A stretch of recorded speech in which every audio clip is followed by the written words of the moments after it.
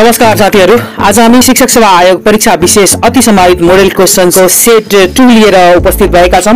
धेरै नै महत्त्वपूर्ण परीक्षा भन्दा अगाडि हेर्नै पर्ने किसिमका धेरै महत्त्वपूर्ण प्रश्नोत्तरहरू लिएर उपस्थित भएका छौं आज। त्यही भएर भिडियोको अन्तसम्म भिडियोलाई हेर्नु होला र च्यानलमा नयाँ हुनुहुन्छ भने च्यानललाई सब्स्क्राइब गरी र बेल आइकन पनि थिची परिवारको सदस्य बन्नु होला ताकि हाम्रो हरेक भिडियो तपाई समक्ष सजिलै पुग्न सकुन्। र भिडियोलाई लाइक शेयर र कमेन्ट पनि गर्नु होला। यसले हामीलाई ऊर्जा प्रदान गर्ने गर्दछ साथीहरु। सो सुरु गरौँ आजको पहिलो प्रश्नबाट। आजको पहिलो प्रश्न अर्थात प्रश्न नम्बर 1, नेपालको संविधानले स्थानीय तहलाई शिक्षा सम्बन्धमा प्रत्यायोजन गरेको अधिकार तलका मध्ये कुन हो? यसको सही जवाफ हो साथीहरु ख, आधारभूत र माध्यमिक तहको व्यवस्थापकीय जिम्मा। अब प्रश्न नम्बर 2, शिक्षा ऐन 2028 अनुसार तोकिएको जिम्मेवारी पूरा गर्न नसकेमा विद्यालय व्यवस्थापन समितिलाई विघटन गर्न सक्ने अधिकार देहायका मध्ये कसलाई दिइएको छ? यसको सही जवाफ हो साथीहरु ग, जिल्ला शिक्षा समिति। जिल्ला शिक्षा समितिमा 10 जना सदस्यहरू हुन्छन् र यसको सभापति जिल्लाको सभापति र यसको सदस्य सचिव जिसिय हुने गर्दछ। अब प्रश्न नम्बर 3, नेपालको संविधान 2072 अनुसार उच्च शिक्षाको अधिकार कुन सरकारलाई प्रत्यायोजन गरिएको छ? यसको सही जवाफ हो ख, प्रदेश सरकार। अब प्रश्न नम्बर 4, तलका भनाइहरू विचार गर्नुहोस्। क, कार्यमूलक अनुसन्धानको क्षेत्र सीमित हुन्छ। ख, कार्यमूलक अनुसन्धानले समस्याको तत्काल पहिचान गरी अभ्यास तर्फबाट तत्कालै समाधानको पहल गर्दछ। ग, कार्यमूलक अनुसन्धानले व्यावहारिक सिद्धान्त प्रतिपादन गर्दछ। यसको सही जवाफ हो साथीहरु ग, क र ख मात्र ठीक। अब प्रश्न नम्बर 5, अनिवार्य तथा निशुल्क शिक्षा नियमावली 2077 बमोजिम छात्रवृत्ति व्यवस्थापन समितिको बैठक सम्बन्धी के व्यवस्था रहेको छ? यसको सही जवाफ हो क, छात्रवृत्ति व्यवस्थापन समितिको बैठक प्रत्येक वर्ष कम्तीमा 2 पटक बस्नेछ। प्रश्न नम्बर 6, विकासात्मक मनोविज्ञानको अध्ययनले शिक्षा क्षेत्रमा पुर्याएको सबैभन्दा महत्त्वपूर्ण योगदान के हो? यसको सही जवाफ घ, पाठ्यक्रम निर्माण, शिक्षण विधि र सामग्रीको छनौट।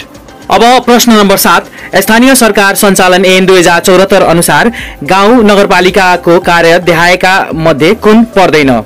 यसको सही जवाफ हो ग, शिक्षक व्यवस्थापनका मापदण्ड निर्धारण। यसका अप्सनहरू पनि सुन्न जरुरी हुन्छ साथीहरु किनभने ग बाहेक अरु कार्यहरू पर्दछन्। त्यही भएर क, अतिरिक्त शैक्षिक क्रियाकलापको सञ्चालन। ख, शिक्षक र कर्मचारीको तालिम तथा क्षमता विकास। र घ, विद्यालयको लेखा अनुशासन कायम अनुगमन र नियमन। यी सबै कार्यहरू पर्दछन् ग बाहेक। अब प्रश्न नम्बर 8, एकीकृत पाठ्यक्रमको ढाँचा कुन हो? यसको सही जवाफ ख, अन्तर विषयगत। अब प्रश्न नम्बर 9, अन्तर्दृष्टि सिकाइमा तलका मध्ये कुन पक्षको भूमिका कम रहन्छ? क, अभ्यास। यसको सही जवाफ अभ्यास हो। तर यसको सबै अप्सनहरू हेर्नुपर्छ साथीहरु किनभने अभ्यासको भूमिका कम रहन्छ। धेरै भूमिका रहनु भनेको ख, समायोजन, ग, प्रत्यक्षीकरण र घ, केन्द्रीय मध्यस्थता। यिनीहरूको भूमिका धेरै रहन्छ तर क, अभ्यासको भूमिका कम रहन्छ। अब प्रश्न नम्बर 10, जनजात प्रेरक तत्व कुन हो? यसको सही जवाफ हो प्रतिस्पर्धा। अब प्रश्न नम्बर 11, सिकाइ अभिवृद्धिमा तलका मध्ये कुन पक्षले महत्त्वपूर्ण भूमिका खेल्दछ?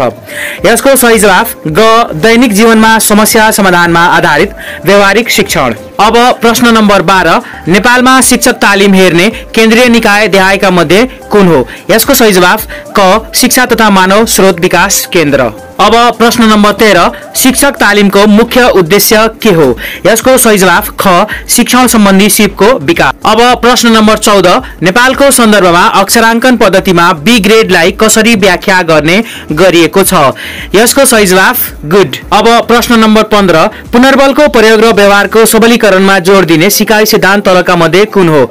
यसको सही जवाफ ख, कार्यपरक सिकाइ सिद्धान्त। अब प्रश्न नम्बर 16, अब 2073-74 पश्चात वा शिक्षकको पेशागत विकास प्रारूप 2072 मा प्रमाणीकरण शिक्षक तालिम मोड्युलको विभाजन कसरी गरिएको छ?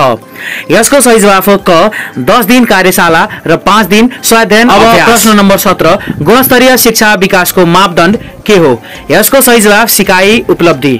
अब प्रश्न नम्बर 18, शिक्षकको पेशागत विकासका लागि प्रमाणीकरण तालिम टिपिडी ट्रेनिङ कति दिनको हुन्छ? यसको सही जवाफ ख, 30 दिन। अब प्रश्न नम्बर 19, गुणस्तरीय शिक्षाको मापदण्ड भित्र नपर्ने तलका मध्ये कुन हो? क, आवश्यकता आधारित शिक्षा। ख, शैक्षिक योग्यता प्राप्त गर्ने र प्रमाणपत्र प्राप्त गर्ने शिक्षा। ग, व्यावहारिक शिक्षा। घ, विश्व बजारमा खपत हुन सक्ने सिपयुक्त नागरिक तयार पार्ने शिक्षा। यसको जवाफ रहेको छ ख। अर्थात् यसमा साथीहरू गुणस्तरीय शिक्षाको मापदण्डभित्र पर्ने क आवश्यकतामा आधारित शिक्षा, ग व्यावहारिक शिक्षा र घ विश्व बजारमा खपत हुन सक्ने सिपिक नागरिक तयार पार्ने शिक्षा। यसमा नपर्ने भनेको ख नै हो। अब प्रश्न नम्बर 20, विद्यालयमा शैक्षिक सुशासन कायमका लागि अपरिहार्य तत्त्व तलका मध्ये कुन होइन?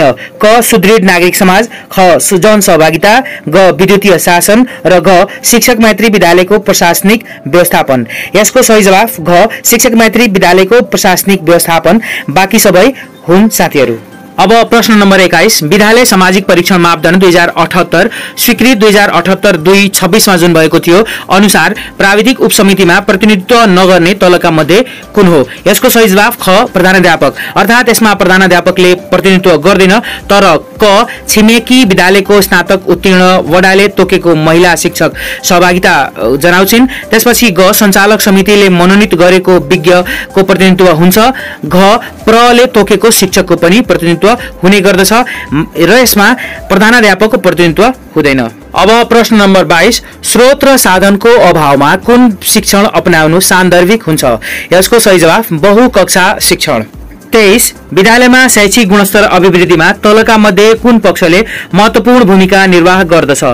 क सरकारवालाको जवाफदेहिता, जिम्मेवारी वहन र सुशासन।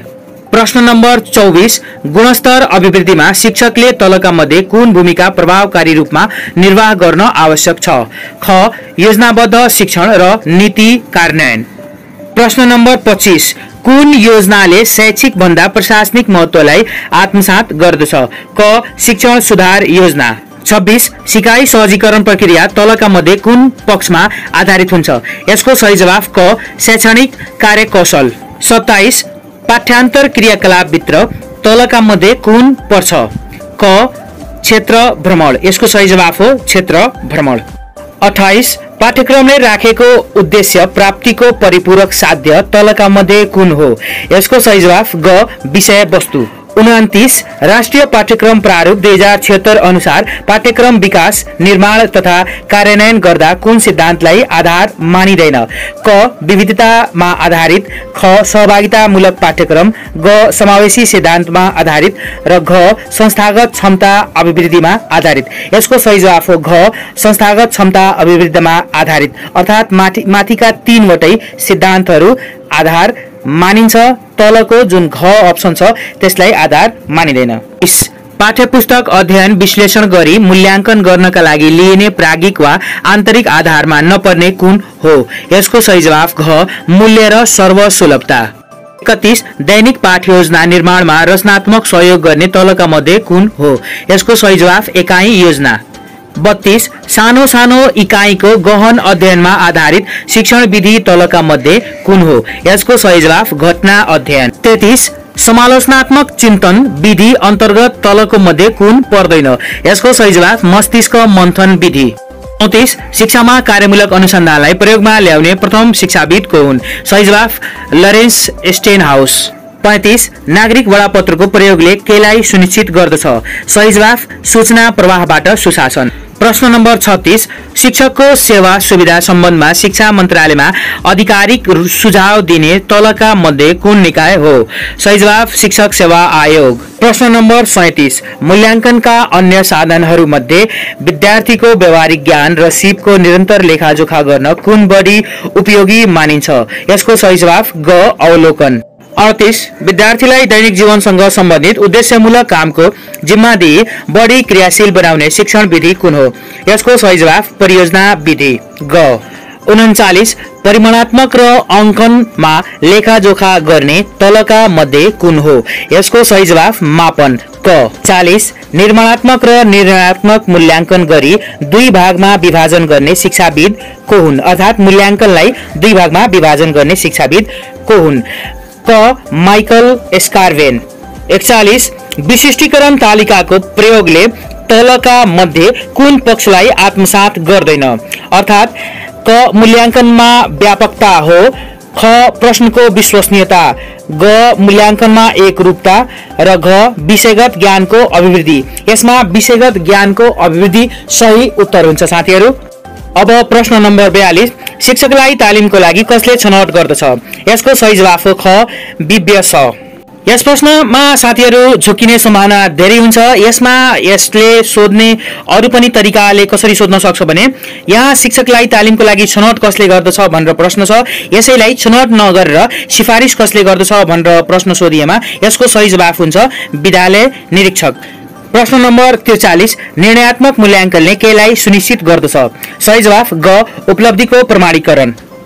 प्रश्न नम्बर 44 www कसले आविष्कार गरेका हुन्।